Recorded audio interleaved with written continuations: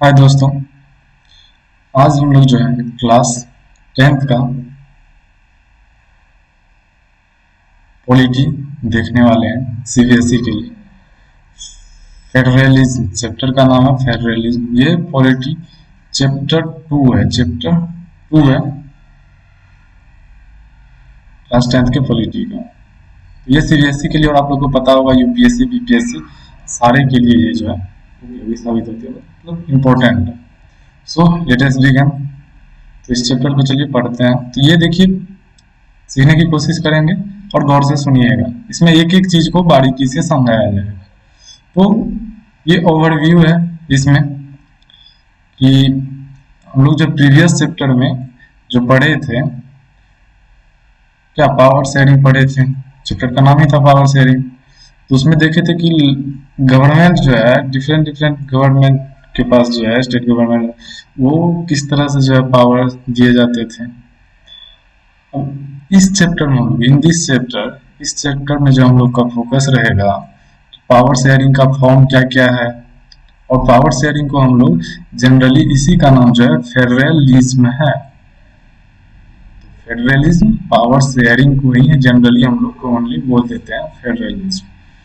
तो इसमें सबसे पहले तो हम लोग देखेंगे फेडरलिज्म के बारे में पढ़ेंगे। उसके बाद जो है सारे चैप्टर में ये समझने की कोशिश करेंगे ये इंडिया में जैसे कि फेडरलिज्म है तो किस तरह से है, ठीक है, इसको समझेंगे। तो चलिए हम लोग जो है स्टार्ट करते हैं अपना चैप्टर। तो सबसे पहले है व्हाट इज फेडरलिज्म। फेडरलिज्म होती क्या है।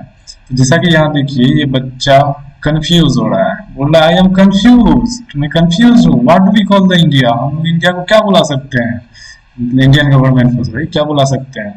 इज इट यूनियन, क्या ये यूनियन है, फेडरल है या सेंट्रल है। तो ये मैं नहीं बताऊंगा, ये बताइएगा आप लोग ही इस चैप्टर को पढ़ने के बाद, ठीक है। तो चलिए इस चीज को समझते हैं। इस बच्चा के जो है हम लोग इस बच्चा की हेल्प करते हैं इसको बताने में। तो चलिए व्हाट इज फेडरल। तो let us get back to the context between Belgium and Sri Lanka that we saw in the last chapter। पिछली चैप्टर में जो हम लोग पढ़ चुके हैं, यदि आप लोग पढ़े होंगे तो श्रीलंका और जो है बेल्जियम के बीच में जो है किस किस तरह से दिखाया गया था कि पावर का डिस्ट्रीब्यूशन ये सब। तो चीजों को याद कीजिए। You would recall that one of the की change made in constitution of Belgium. Belgium में जो अमेंडमेंट और किया गया था उसी सब के बारे में बोला आपको याद करने के लिए। वो किस चीज के लिए किया गया था, ताकि जो है सेंट्रल गवर्नमेंट के पास जो पावर है ना, पावर जो सेंट्रल गवर्नमेंट, जैसे इंडिया में सेंट्रल गवर्नमेंट नरेंद्र मोदी जी अभी, और स्टेट स्टेट में जो है गवर्नमेंट होते हैं, स्टेट गवर्नमेंट और सेंट्रल गवर्नमेंट। तो सेंट्रल गवर्नमेंट का जो पावर होता है उस पावर को जो है रिड्यूस करने के लिए, ठीक ना, रिड्यूस करने के लिए जो है ये अमेंडमेंट लाया गया था। And to give this power to the regional governments, और ये सारे जो है रीजनल गवर्नमेंट जो होते हैं जैसे स्टेट के, तो उस गवर्नमेंट को जो है पावर देने के लिए ऐसा किए थे। Regional government extracted in Belgium even earlier, मतलब पहले भी था, ऐसा नहीं था कि वहां पे नहीं था रीजनल, पहले भी था regional government. They had their rules and powers, के अपने खुद के भी रूल्स थे, पावर्स भी थे। बट ऑल दीज पावर, लेकिन रीजनल गवर्नमेंट के पास, यहाँ पे समझिएगा रीजनल गवर्नमेंट मीन्स एक कंट्री के अंदर जो रीजन होती है, अलग अलग क्षेत्र, जैसे इंडिया में यूपी एमपी अलग अलग स्टेट है, तो उसी तरह से तो उसमें रीजनल गवर्नमेंट होते थे। ये रीजनल गवर्नमेंट के पास भी ऑलरेडी पहले से ही जो है कुछ रूल्स और पावर्स थे। बट ये सारे पावर जो है इन गवर्नमेंट को जो दी गई थी, वो फिर से यदि सेंट्रल गवर्नमेंट को ऐसा लगता कि ये इनके पास नहीं होनी चाहिए ये पावर, तो वो उससे छीन सकते थे उस पावर को। लाओ है ये पावर आपके लायक नहीं है, ये पावर अब आपका नहीं है। The change that took place in 1993 was that the regional government were given constitutional power that they are no longer dependent on the central government। तो 1993 का जो वहां पे अमेंडमेंट हुआ था बेल्जियम में, वो इसी कारण से हुआ था कि रीजनल गवर्नमेंट को जो है कॉन्स्टिट्यूशनल पावर दी गई है इस बार, ठीक है, कॉन्स्टिट्यूशनल पावर दी गई है इस बार, मतलब संवैधानिक पावर दी गई है, जो कि उसका खुद का पावर होगा, जो कि सेंट्रल गवर्नमेंट अब नहीं छीन सकती है उससे। तो इस तरह का पावर था। तो Belgium shifted from a unitary to a federal form of government. तो अब ये चीज होने के बाद, रीजनल गवर्नमेंट होने के बाद, रीजनल गवर्नमेंट को पावर देने के बाद, जिसको कि सेंट्रल गवर्नमेंट नहीं छीन पाएगी, अब जो है बेल्जियम यूनिटरी से अब फेडरल हो गई। यूनिटरी मतलब होता है एकात्मक, मतलब एक मत चली जहाँ मतलब जैसे सेंट्रल ही सारा चीज है, लेकिन अब वहां पे फेडरल हो गई, वो संघवाद हो गई, हिंदी में इसको संघवाद बोलते हैं, तो ये फेडरल हो गई, मतलब संघों का एक मिला के form of government. Sri Lanka continues to be for all practical purpose a unitary system where the national government has all the powers। Sri Lanka में अभी भी उसी तरह से चल रहा है कि सारा पावर जो है सेंट्रल गवर्नमेंट के पास होती है। Tamil leaders want Sri Lanka to become a federal system. Tamil का जो कुछ तमिलियन नेता थे जो कि चाहते थे, लीडर चाहते थे कि श्रीलंका भी एक फेडरल सिस्टम यहाँ भी लागू हो ताकि यहाँ के आदमियों के लिए ठीक रहे। Federalism is a system of government. Federalism जो है ये एक सिस्टम है गवर्नमेंट का, जिसमें क्या होता है कि power is divided, power divide होता है किसके किसके बीच में, सेंट्रल अथॉरिटी के और various constitutional unit of the country के बीच में ये पावर डिस्ट्रीब्यूट होता है। Usually a federalism has two levels of government. Usually इसको देखें तो ये इसमें टू लेवल्स होते हैं, ठीक है, दो प्रकार की सरकारें होती है। One is the government for the entire country, तो एक गवर्नमेंट होती है इंटायर पूरे कंट्री के लिए होती है गवर्नमेंट, और usually responsible for a few subject of common national interest. वो सिर्फ कॉमन नेशनल इंटरेस्ट के लिए जो है वो रिस्पॉन्सिबल होती है, जैसे विदेशी मामला क्या है या पूरे एक कंट्री के लिए क्या चीज लाभदायक हो सकती है, नहीं हो सकती है, इन सभी चीजों में रिस्पॉन्सिबल होती है। लेकिन अदर की बात करें तो अदर गवर्नमेंट जो है वो provisions of the state that look after much of the day-to-day administration of their state। तो वो जो थी दूसरी प्रकार की जो थी वो एक स्टेट के पब्लिक के लिए जो डे टू डे वर्क करे, जैसे कि फार्मिंग हो गया, एग्रीकल्चर, तो इन सारी चीजों को जो है वो देखती है और इसमें क्या करनी चाहिए, मतलब पब्लिक के लिए क्या कर सकते हैं, कौन सी चीज फायदे में होगी, कौन सी चीज घाटे में होगी, ये सारी चीज जो है अदर गवर्नमेंट जो है दूसरे वो करती है। Both these levels of government enjoy their power independent of the power। और ये दोनों जो है सरकारें ये अपने अपने पावर को बखूबी जो है निभाते भी हैं और एंजॉय करते हैं, क्योंकि एक दूसरे पे डिपेंडेंट नहीं है ये दोनों। तो ये दिखाया गया है कि ये जितने भी कंट्री है जो कि फेडरल है उन सभी को यहाँ पे दिखाया गया। जैसे सबसे बड़ा ये रसिया है, फेडरल है, इंडिया है, ऑस्ट्रेलिया है, इन सभी में जो ये फेडरलिज्म है, मतलब केंद्र में और सरकार, राज्य में दूसरी सरकार, और दोनों के जो है पावर अलग अलग है और दोनों अपने अपने पावर पे है। मतलब government, central government state government को फोर्स नहीं कर सकते हैं किसी चीज के लिए। ये होती है फेडरलिज्म, जो आप ये कानून लागू कीजिए, ऐसा नहीं कर सकते हैं। तो एक चीज आप लोगों को याद रखनी है, तो बहुत कंट्री है जो कि फेडरलिज्म को जो है फेडरलिज्म तरीके से चलती है, लेकिन 25 वर्ल्ड में 25 कंट्री है जो कि फेडरल पॉलिटिकल सिस्टम चलाते हैं, बाद बाकी सभी में अभी तक यूनिटरी चलती है। तो आगे देखते हैं। In this sense federalism are constructed with unitary governments. केंद्रीय सरकार राज्य सरकार को कुछ खास करने का आदेश नहीं दे सकती है इसमें, ठीक है, जो कि मैं बता चुका हूं। राज्य सरकार के पास अपनी शक्ति होती है,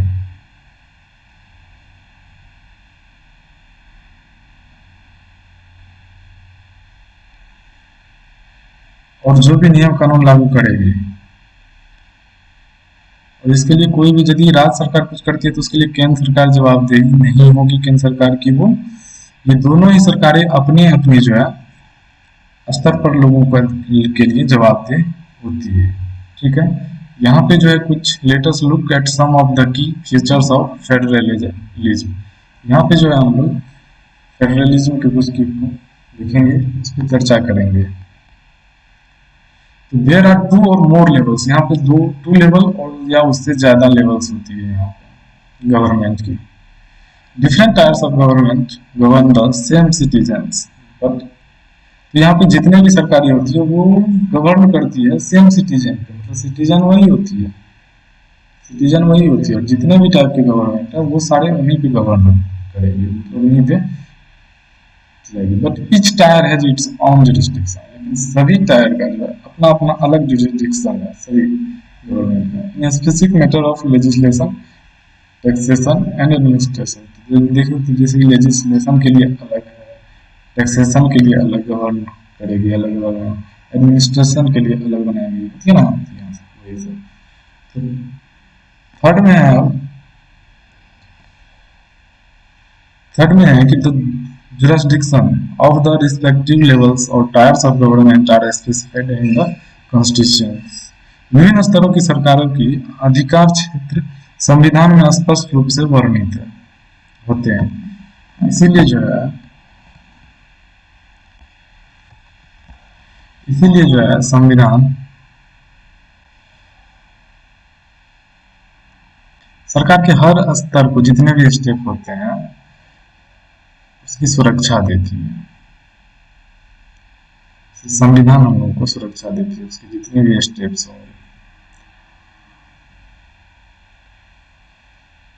यदि हम लोग बात करें तो फंडामेंटल प्रोविजंस जो होती है कॉन्स्टिट्यूशन में हम लोगों के, तो उसको जो है only changed by the one level of government, such change require the consent of both the levels of government. तो उसमें दोनों सरकारों की जो है सहमति होनी चाहिए, तभी हम लोग जो है फंडामेंटल प्रोविजन में कुछ कर पाएंगे कॉन्स्टिट्यूशन में, फंडामेंटल प्रोविजंस को। नहीं तो उसमें कोई भी किसी भी तरह की चेंज हम लोग नहीं कर पाएंगे, मतलब सरकारें नहीं कर पाएंगी। उसमें स्टेट गवर्नमेंट और सेंट्रल गवर्नमेंट दोनों की सहमति कुछ ना कुछ होनी चाहिए। और यदि सेंट्रल गवर्नमेंट और स्टेट गवर्नमेंट में किसी भी चीज के लिए ये होती है कि नहीं ये पावर मेरे पास रहनी चाहिए, तो नहीं ये पावर मेरे पास रहनी चाहिए, ऐसी कुछ भी होती है, तो उसका जो है फैसला कोर्ट करता है। एक अंपायर की तरह जो है कोर्ट उसमें काम करता है, और वो देखता है जो किसके लिए ये पावर जो है ठीक है, उसको वो पावर जो है वो प्रोवाइड कराती है, ठीक है। रिस्पेक्टिव पावर किसके लिए वो है, उस गवर्नमेंट को जो है वो पावर देती है। तो अब source of revenue for each level of government are clearly specified to ensure its financial autonomy. तो यदि हम लोग बात करें जितने भी टैक्सेशन होते हैं, जिससे कि अपने अपने जो है सेंट्रल गवर्नमेंट, स्टेट गवर्नमेंट अपने अपने जो है वो ठीक ढंग से चला पाए, उसके लिए जो रिवेन्यू का भी एक सही तरह से बंटवारा किया हुआ है, जो किससे कौन टैक्स लेंगे या कहाँ से रेवेन्यू उनको आएगी, किन सरकार को कहाँ से आएगी, इसका भी किया हुआ है एकदम क्लियरली टाइप से, जिससे कि कभी किसी में दोनों में कोई गड़बड़ की बात नहीं। अगर तो federal system is thus the dual objectives, तो इसके दोहरे उद्देश्य होते हैं। ये फेडरल सिस्टम के दोहरे उद्देश्य होते हैं, मतलब कि दो टाइप के होते हैं, ड्यूअल ऑब्जेक्टिव्स होते हैं। तो देश की सुरक्षा करने, ठीक है, यूनिटी ऑफ द कंट्री, देश की सुरक्षा करने के लिए, एकता के लिए और उसे बढ़ावा देने तथा इसके साथ ही क्षेत्रीय विविधताओं को पूरा सम्मान करना। इस कारण संघीय स्वास्थ्य जो है के गठन और कामकाज के लिए जो है सबसे महत्वपूर्ण है। विभिन्न स्तरों की सरकार के बीच, मतलब कि सभी को यदि ठीक ढंग से चलाना है तो ऐसा फेडरल सिस्टम होना जरूरी है हमारे यहाँ, ठीक है ना। Governments at different levels would agree to some rules of power sharing. तो गवर्नमेंट जो है डिफरेंट लेवल पे जो है वो एग्री होते हैं ये रूल्स को पावर शेयरिंग करने के लिए, और वो ट्रस्ट भी करते हैं एग्रीमेंट पे। An ideal federal system has both aspects, mutual trust and agreement to live together। तो वो दोनों साथ साथ जो है किसी भी चीज को चलाएं, ठीक है, भरोसे और साथ रहने पर सहमति देते हैं। The exact balance of power between the central and the state government varies from one federation to another। तो केंद्र और विभिन्न राज्य सरकारों, मतलब सेंट्रल एंड स्टेट गवर्नमेंट होती है ना, उनके बीच जो ये सत्ता पावर का जो बंटवारा होता है हर संघीय सरकार में अलग अलग किस्म की होती है, हर फेडरेशन में जो है अलग अलग होती है। तो ये किस चीज पे the balance depends mainly on the historical contents in which the federal was form. तो ये उस कंट्री के लिए इस चीज पे डिपेंड है कि वो हिस्टोरिकल कंटेस्ट उसका कैसा रहा है, मतलब किस तरह से उसको आजादी मिली थी, उस टाइम पे उसका कैसा सिचुएशन था, उस अनुसार से वहाँ का फेडरलाइजेशन होता है। There are two kinds of routes through which federalizations have been form. यहाँ पे जो है दो तरीके हैं जिसे कि गठित कर सकते हैं हम फेडरेशन को। तो फर्स्ट वन इज दो या अधिक स्वतंत्र कंट्री को, दो या अधिक इंडिपेंडेंट स्टेट कमिंग टूगेदर, तो एक साथ आके जो है on to form a bigger unit, दो मतलब की कंट्री जो इंडिपेंडेंट मतलब आजाद, वो दोनों मिल के एक बन जाए, ठीक है ना, so that bye polling sovereignty and retaining identity they can increase their security. वो दोनों जो है मिलके एक हो जाए, एक बड़ी इकाई बना दे, इसमें दोनों जो है इंडिपेंडेंट साथ साथ सारी चीज को करें, और इसी के साथ साथ वो अपने अलग अलग पहचान को भी बनाए रखते हैं और अपनी सुरक्षा और खुशहाली के लिए जो है इस पे काम करते। This type of coming together federalism include the USA. तो इस तरह के जो है दो इंडिपेंडेंट कंट्री आके मिल जाती है, एक बड़ा यूनिटी बना लेती है। इस तरह से जो जैसे कि यूएसए में है, स्विट्जरलैंड में, ऑस्ट्रेलिया में है, this first category, in first category में जो है फेडरेशन क्या होती है, तो all the constituent state usually have equal power. जितने भी कॉन्स्टिट्यूएंट स्टेट होंगे, स्टेट जितने भी होंगे उनके पास इक्वल पावर होंगे and are strong by the federal government, और फेडरल गवर्नमेंट के साथ साथ नहीं पावर होगा। मतलब द सेकेंड रूट इज, मतलब इसमें क्या होता है ना कि जैसे कि वहाँ पे दौड़ी होती है वहाँ के आदमियों के लिए नागरिकता, एक तो एक वो स्टेट के नागरिक होते हैं, दूसरे वो उस कंट्री के नागरिक होते हैं। तो जब भी वहाँ पे कोई स्टेट एक चाहे कि हम इस स्टेट से अलग हो जाए, तो ये उससे अलग हो सकती है, मांग करके आसानी से अलग हो सकती है उससे, ये अपना अलग कंट्री बना सकती है। The second route is where a large country decided to divide its power between the constituent state and the national government। और सेकेंड दूसरी जो है इसमें,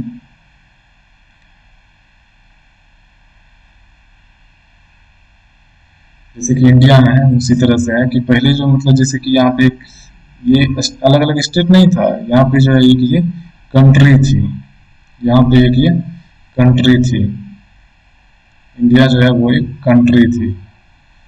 उसके अंदर जो है जो हर जगह पे ठीक ढंग से हम लोग क्या कर पाए, ठीक ढंग से हर एक जगह को संभाल पाए, एक जगह पे कानून लागू कर सके ठीक ठीक ढंग से जो है हम लोग, इस कारण से जो है अलग अलग स्टेट में डिवाइड किया गया। तमिल है, ये एमपी है, ये उसके बाद किया गया। India, Spain and Belgium are example of this kinds of holding together federalization. तो इंडिया, स्पेन, बेल्जियम ये सारे एग्जांपल है इस तरह के सेकेंड वर्ल्ड वाले में, जिसमें कि पहले जैसे कि एक कंट्री है उसके अंदर वो लोग ठीक ढंग से शासन को चलाने के लिए जो है अलग अलग स्टेट में उसको डिवाइड कर देते हैं। तो इस तरह की इंडिया में हुआ, स्पेन में हुआ, बेल्जियम में हुआ, ये सारे एग्जाम्पल है। In this second category the central government tends to be more powerful. इसमें जो सेंट्रल गवर्नमेंट होता है वो मोर पावरफुल होता है, कुछ ज़्यादा होता है स्टेट के मुकाबले। Very often different constituent units of the federation have unequal powers। उसके पास unequal power होते हैं। Some units are granted a special power। कुछ यूनिट्स को जो है मतलब अलग अलग, किसी स्टेट को कुछ ज़्यादा पावर दिए जाते हैं, कुछ स्टेट को कम पावर दिए जाते हैं, ये सारा चीज़ होता है इसमें। तो यदि आपसे फेडरलाइजेशन पूछे क्या होती है ना, व्हाट इज फेडरलाइजेशन, तो आप यहाँ से यहाँ तक लिख दीजिएगा कि आपका डेफिनेशन हो गया। Federation is a system of government in which the power is divided between a central authority and various constituent units of the country। तो ये आपकी हो गई फेडरलाइजेशन की डेफिनेशन। ओके, तो चलिए हम आगे देखते हैं। अब उसके बाद है कि what makes India federal country. India को फेडरल कंट्री कौन बनाता है। यहाँ पे कुछ बातें दी गई है नेपाल के बारे में कि नेपाल पे जो है वहाँ के सिटीजन जो है डिस्कस कर रहे थे, और वहाँ पे चल रहा था कि सॉरी नेपाल में, नेपाल को भी जो है फेडरलिज्म बनाया जाए। तो वहाँ के कुछ आदमी जो है जैसे खागड़ाज, वो क्या बात कर रही है इस बात को सुनिए। वो खागड़ाज जो है, खागड़ाज वो बोले मुझे संघीय पसंद नहीं है, मतलब इनका कहना है जो फेडरलिज्म मुझे जो है पसंद नहीं है, इसमें जो है रिजर्वेशन आ जाएगी हमारे यहाँ पे सीट्स के लिए, अलग अलग कास्ट के लिए, इंडिया की तरह। तो वहाँ पे सरिता भी थी, तो वो बोलती है हमारी कंट्री तो बहुत बड़ी नहीं है, हम लोग को फेडरलिज्म की कोई आवश्यकता नहीं है, कोई नीड नहीं है हम लोग को। वहीं पे बाबूलाल भी थे, वो बोलते हैं, वो बोलता है कि हम सोच रहे हैं कि तेराई एरिया जो है नेपाल में, तेराई एरिया जो है वो ज्यादा जो है विकसित होगी अगर वहाँ की स्टेट गवर्नमेंट हो, मतलब वहाँ के स्टेट में भी गवर्नमेंट हो, वो अलग तरह की सुविधाएं प्राप्त हो, तो ये तेराई क्षेत्र भी जो है डेवलप कर सकती है। वहीं पे राम गणेश बोलता है मैं फेडरलिज्म को जो है पसंद करता हूँ, क्योंकि इससे ये होता है कि जो पावर पहले किंग यूज करते थे, जो राजा लोग के पास जो पावर होती थी, वो अब सरकार यूज करेगी वहाँ की, जो हमारे द्वारा इलेक्टेड पर्सन होगी वो यूज करेगी।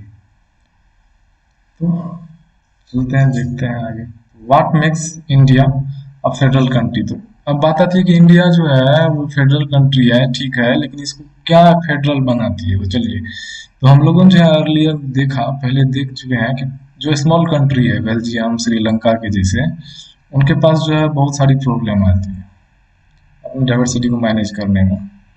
तो बड़े कंट्री जैसे इंडिया के जैसे बड़े फास्ट कंट्री के लिए आपका क्या कहना है, जिसमें से कि बहुत सारा लैंग्वेजेज है, इंडिया में ना बहुत सारा लैंग्वेज चलती है, तमिल में तमिल है ना, मैथिली, भोजपुरी, हिंदी का इंग्लिश, तो हर एक जगह की अलग अलग लैंग्वेज है, अलग अलग रिलीजियंस लोग रहते हैं, अलग अलग रीजन है। तो what are the power sharing arrangements in our country. तो हमारे कंट्री में जो है ये पावर किस तरह से जो है शेयर की गई है। Let us begin with the constitution. तो चलिए जो हम अपने संविधान से स्टार्ट करते हैं, कॉन्स्टिट्यूशन से जो है इन चीजों की स्टार्ट करते हैं, ठीक है। India had emerged as an independent nation after a painful and bloody partition। India जो है जब आजाद हुई थी, मतलब बहुत ही रक्त बहानी पड़ी थी, बहुत ही लहू बहानी पड़ी थी, बहुत ही दर्दनाक कहानी है। उसके बाद यहाँ का पार्टीशन हुआ। सुन आफ्टर इंडिपेंडेंस, इंडिपेंडेंस के कुछ ही दिनों बाद बहुत सारे प्रिंसली जो है, जो होते थे ना राजवाड़े, राजा रजवाड़े लोग, वो लोग विलीन हो गए। State became a part of country, state जो है कंट्री का पार्ट बना। The constitution declared India is a union of state. Constitution जो है, संविधान जो है, उन्होंने डिक्लेयर किया कि इंडिया जो है एक यूनियन ऑफ स्टेट है, राज्यों का संघ है। Also it did not use the word federation, संघ, फेडरेशन शब्द का यूज, संघ शब्द का यूज कहीं नहीं किया, लेकिन फिर भी इंडिया यूनियन, इंडिया जो है संघ है फेडरलिज्म के आधार पर।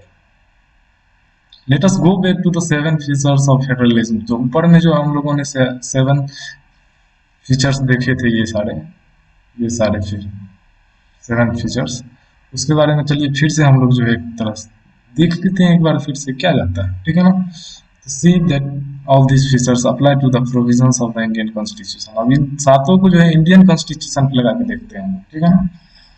The Constitution originally provided for a two-tier system of government। तो यहाँ पे जो है जनरली टू टायर का सिस्टम चलता है यहाँ पे, मतलब दौड़ी चलती है। द यूनियन गवर्नमेंट और what we call the central government. तो यूनियन गवर्नमेंट होता है जिसे कि हम लोग सेंट्रल गवर्नमेंट, केंद्र सरकार भी बोलते हैं, representing the union of India, जो कि इंडिया को रिप्रेजेंट करता है संघ की तरह। एंड द स्टेट गवर्नमेंट, और एक स्टेट गवर्नमेंट होती है राज्य में। Later a third tier of federalism was added in the form. फिर तीसरा टायर भी जोड़ा गया है इसमें, वो क्या है वो है पंचायत और म्युनिसिपैलिटीज। पंचायत एंड म्युनिसिपैलिटीज जोड़ी गई है। As in any federation this different style enjoy separate jurisdiction. इसमें भी सेपरेट इसका जुरिस्डिक्शन पंचायत म्युनिसिपैलिटी का था। Constitution clearly provided a three fold distribution of legislative power between the union government and the state government. First it contains three list. इसी तरह से ये जो है थ्री लिस्ट इसमें है जो कि ये देखते हैं। एक हो गया आपका union government means central government, एक हो गई स्टेट गवर्नमेंट, और एक बनाया गया इसमें तीसरा स्तर जोड़ा गया पंचायत एंड म्युनिसिपैलिटीज। ठीक है, जो कि अपने अपने स्तर से काम करते हैं अपने क्षेत्र। अब यूनियन देखते हैं इसमें तीन तरह की जो है वो क्या क्या है। यूनियन लिस्ट है, स्टेट लिस्ट है। ठीक है, तो देखते हैं इनको। तो union list included subject of national importance. तो यूनियन लिस्ट में जो है नेशनल इम्पोर्टेंस, नेशन के लिए जो जरूरी चीज है ना वो रहता है।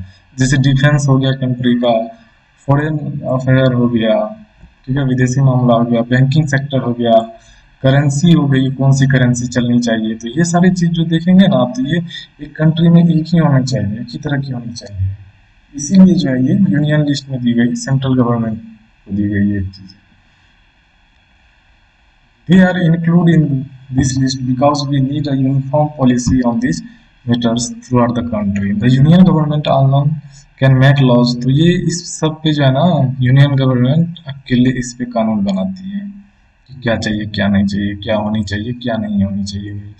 अब स्टेट लिस्ट की बात करें ना तो इसमें जो है आपकी आ जाती है police sector, trade, commerce, agriculture, irrigation. इस सभी चीजों पे जो है ना स्टेट गवर्नमेंट, फॉरेस्ट हो, ट्रेड यूनियंस हो, मैरिज हो, एडॉप्शन हो, किसी को जो एडॉप्ट करता है आदमी, किसी का मैरिज हो, एंड सक्सेशन हो, इन सभी को स्टेट गवर्नमेंट देखती है। Both the union as well as the state government can make law on the subject. दोनों ही सरकारें जो है लॉ बना सकती है, ठीक है, इस लिस्ट पे, अपने अपने लिस्ट पे। If their law conflict with each other, और जैसे कि वो कुछ और बना दिए तो राज्य पे भी अप्लाई होगा, सेंट्रल कुछ बनाए तो, और राज्य सरकार नहीं उसके बदले में कुछ और चाह रही है, तो फिर तो भाई लफड़ा हो जाएगा दोनों में।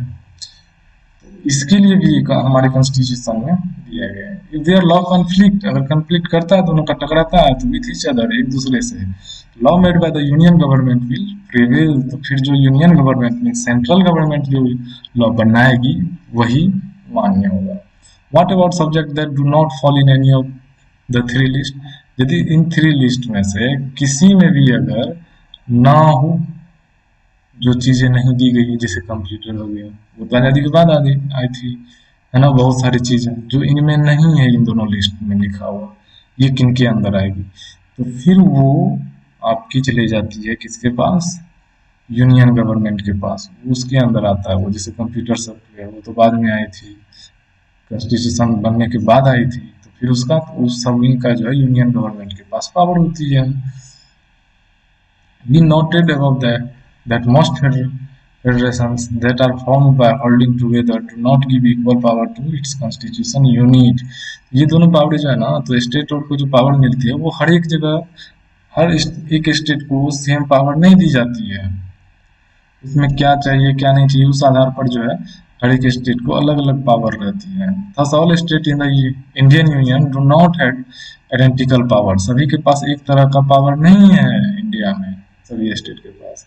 सम स्टेट इंजॉय स्पेशल स्टेटस, कुछ राज्य ऐसे भी हैं जिनको की स्पेशल स्टेटस है, स्पेशल पावर है उन लोगों को। जैसे स्टेट जैसे आसाम हो गया आपका, नागालैंड हो गया, अरुणाचल प्रदेश हो गया, मिजोरम हो गया, ये सभी के पास स्पेशल पावर है।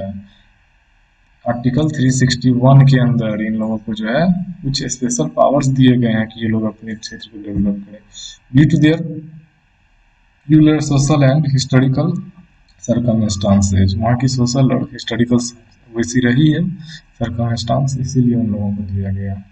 These special power are especially enjoyed in relation to the protection of land rights, indigenous peoples, their culture and also prepare employment in government service। जिससे कि वहाँ पे जो उपलब्ध कर पाए वो लोग एम्प्लॉयमेंट वगैरह। India who are not permanent resident of this state can not by land और हाउस हियर। तो इंडिया का भी आदमी वहाँ पे जो वहाँ का रेसिडेंस नहीं है ना इन क्षेत्रों में आसाम वगैरह, वो लोग वहाँ पे जो है लैंड नहीं खरीद सकते हैं। Similar special provision exist for some other state of India as well. कुछ और भी है राज्य उसके लिए भी है same process. There are some units of the Indian union which enjoy very little power. और कुछ ऐसे भी है ना स्टेट जिनके पास बहुत ही छोटा पावर है, ज्यादा पावर उनको नहीं दी गई है। क्यों नहीं दी गई है? These are areas which are too small, क्योंकि वो इतने छोटे होते हैं ना कि उनको किसी प्रांत में मिलाया भी नहीं जा सकता है। इसीलिए to become an independent state, but तो वो एक इंडिपेंडेंट स्टेट बन जाती है, लेकिन which could not be merged with any, मतलब किसी में मर्ज भी नहीं किया जा सकता है उसको। जैसे कि चंडीगढ़ हो गया, लक्षद्वीप हो गया, हम लोग का कैपिटल जो है दिल्ली हो गया, ये सारी यूनियन टेरिटरीज कहलाते हैं। ठीक है, this territories do not have the power of state. इन लोगों को स्टेट के जैसा पावर नहीं होता है। द सेंट्रल जो सेंट्रल गवर्नमेंट होते हैं ना, उसी के पास स्पेशल पावर होता है इन सभी एरिया को रन कराने के लिए, जिसको आप यूनियन टेरिटरी बोलते हैं। This sharing of power between the union government and the state government is basic to the structure of the constitution. ये जो है कॉन्स्टिट्यूशन का एक, ये शेयरिंग जो है पावर का शेयरिंग जो करता है यूनियन गवर्नमेंट और स्टेट गवर्नमेंट के बीच में, मतलब सेंट्रल गवर्नमेंट या स्टेट गवर्नमेंट के बीच में, ये कॉन्स्टिट्यूशन में प्रावधान है। It is not easy to make change to this power sharing arrangement. ये पावर नहीं है कि इसमें जो है पावर को चेंज कर पाए। This parliament can not on it's on change. Parliament इस पे अकेले कोई राय लेके इसको नहीं चेंज कर सकते हैं कॉन्स्टिट्यूशन में।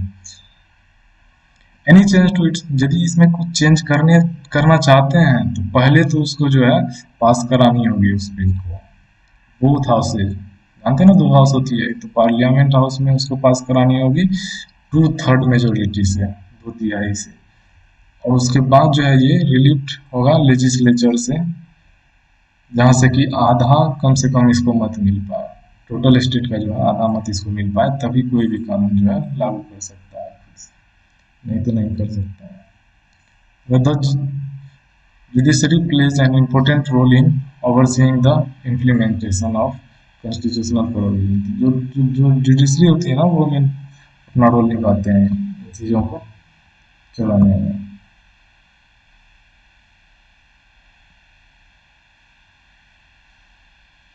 ये जुडिशरी जो है इनके प्रावधानों को, जितने भी है ना कॉन्स्टिट्यूशन में, इसके प्रावधानों में जो बहुत महत्वपूर्ण इम्पोर्टेंट रोल चलती है। अगर बंटवारे में ये जो डिवीजन है पावर का, पावर डिवीजन में अगर कोई भी डिस्प्यूट आती है तो जो हाई कोर्ट है और जो सुप्रीम कोर्ट है वो डिसीजन लेगी। यूनियन स्टेट गवर्नमेंट के पास पावर है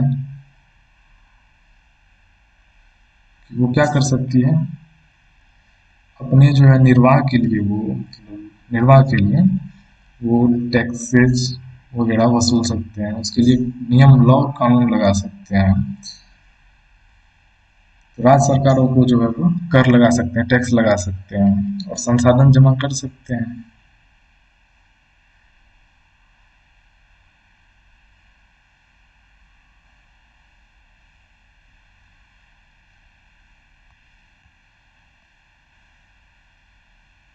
अब है उसके बाद आपका हाउ इज फेडरलिज्म प्रैक्टिस। ये जो है व्यवस्था चलती कैसे है फेडरलिज्म की, ठीक है, किस तरह से चलती है। Constitutional provisions are necessary for the success of federalism. Federalism का जो है ठीक ढंग से चलाने के लिए जो है कॉन्स्टिट्यूशनल प्रोविजन की जरूरी है इसमें, मतलब संविधान की जरूरी है इसमें। ये the federal experiment has succeeded in India. अगर जो है ये काफी नहीं है इसके लिए जो कॉन्स्टिट्यूशन है, अगर भारत में संघीय व्यवस्था जो फेडरलिज्म जो है उसको अगर कारगर साबित करनी है हम लोगों को,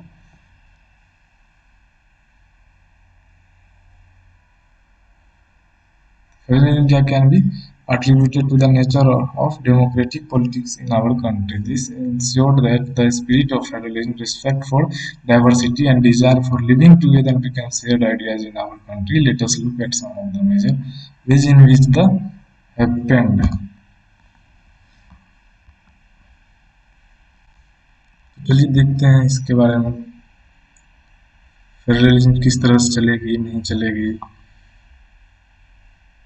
तो जिसके लिए सिर्फ हम जो है कॉन्स्टिट्यूशनल ही काफ़ी नहीं है, इसमें जो हम लोगों को यदि संघीय व्यवस्था की फेडरलिज्म को जो है, तो इसका कारण जो हम लोग दे सकते हैं, जैसे संवैधानिक प्रावधानों भर का नहीं है, सिर्फ संवैधानिक कॉन्स्टिट्यूशनल प्रोसेस सिर्फ नहीं होती है। इसके लिए जो है यहाँ पे जो पॉलिटिक्स होती है ना, उसको भी हम लोग को श्रेय देना हो, ठीक है। जैसे वोटिंग करते हैं, ये करते हैं, कैसे हम लोग अलग चुनते हैं। जैसे गवर्नमेंट, सेंट्रल गवर्नमेंट का अलग तरह से चुनाव होता है, स्टेट का अलग तरह से होता है। ये सारी चीज़ें मतलब दोनों एक तरफ एक दूसरे पे डिपेंडेंट नहीं है कि कोई मतलब हम नहीं बना सकते हैं। सेंट्रल गवर्नमेंट कुछ का अलग ही एक ढांचा है जिसके कारण वो बनता है, स्टेट गवर्नमेंट का एक अलग ही ढांचा है जिससे स्टेट गवर्नमेंट बनता है।